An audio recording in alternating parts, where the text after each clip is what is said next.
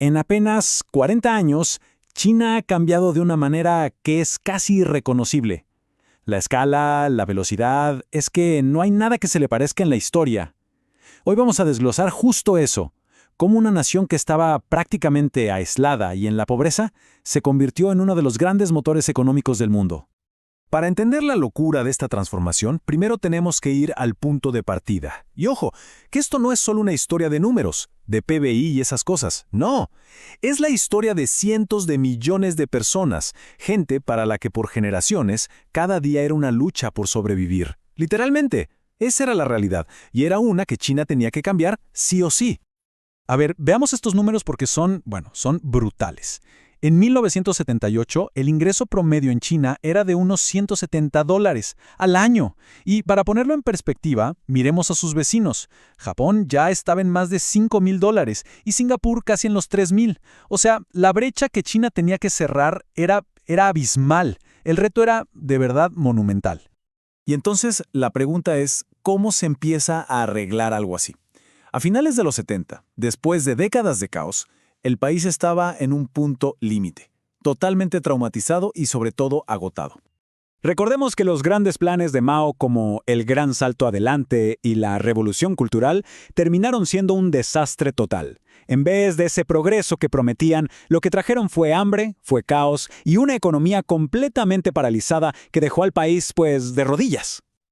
Ahora, aquí es donde la cosa se pone compleja. El legado de Mao es contradictorio.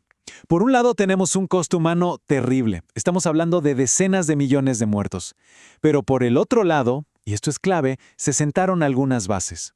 Fíjense, la esperanza de vida subió de 40 a 65 años, un salto enorme, y la alfabetización pasó del 15% al 70%. Además, se creó una base de industria pesada e infraestructura que, aunque costó muchísimo, iba a ser fundamental para lo que venía después. Y con la muerte de Mao, aparece en escena una figura nueva, un líder que no solo vio todo este caos desde lejos, sino que lo sufrió en carne propia. Su nombre, Deng Xiaoping. Y él sí que estaba decidido a cambiar las cosas por completo. Deng era un pez gordo del partido, pero durante la Revolución Cultural lo purgaron, lo mandaron al exilio al campo a trabajar en una fábrica de tractores. Y esa experiencia, lejos del poder, le dio tiempo para pensar, y llegó a una conclusión que lo cambiaría todo. La ideología tan rígida había destrozado la economía de China. Y de ahí sale esta frase que seguro muchos han escuchado y que resume toda su forma de pensar. Para Deng, lo que importaba eran los resultados, no la doctrina. Pragmatismo puro. Y no solo por los fracasos en casa, sino porque veía el éxito de sus vecinos, los tigres asiáticos. La idea era simple.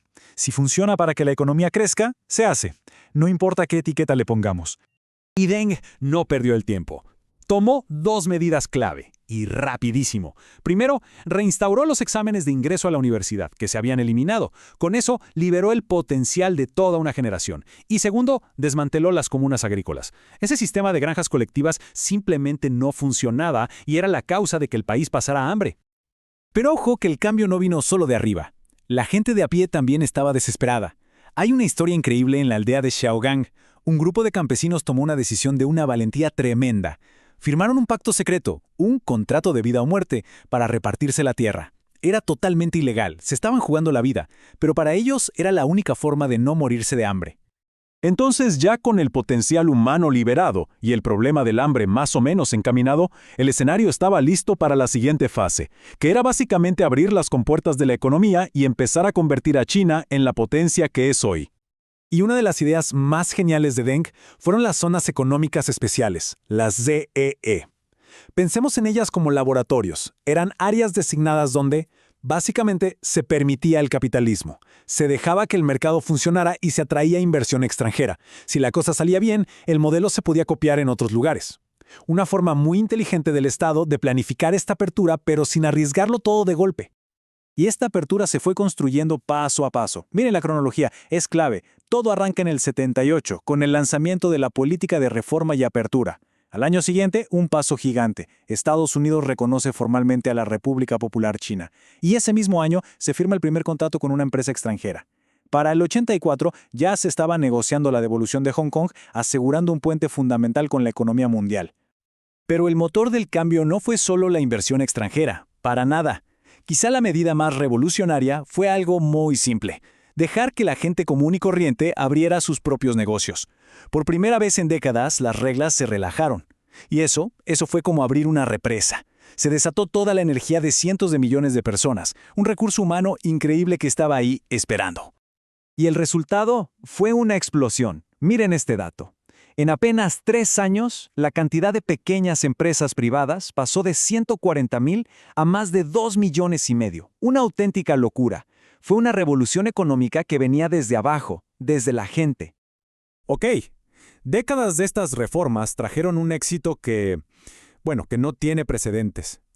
Pero, como suele pasar, ese mismo éxito trajo consigo una lista de problemas completamente nuevos y muy, muy complejos para este nuevo gigante. Es que la escala del crecimiento es de verdad para no creerlo. Pasaron de una economía de 150,000 millones de dólares en 1978 a una de más de 19 billones con B hoy en día. Esto no es solo crecer, esto es un milagro económico en toda regla, uno que cambió el mapa del poder en el mundo. Y detrás de esas cifras gigantescas está lo más importante: el impacto humano. Se calcula que unos 500 millones de personas salieron de la pobreza. Es la reducción de pobreza más grande y más rápida de toda la historia de la humanidad. Pensemos en eso: la vida de una de cada 5 personas en el planeta cambió para siempre. Pero claro, todo éxito tiene su otra cara. La desigualdad se disparó. La población está envejeciendo a un ritmo acelerado. Décadas de industria sin mucho control dejaron una contaminación ambiental terrible. Y ahora el país tiene el reto de dejar de ser solo la fábrica del mundo y convertirse en un verdadero líder en innovación. Y no nos están quedando quietos. China está invirtiendo cantidades masivas de dinero para volver a transformar su economía.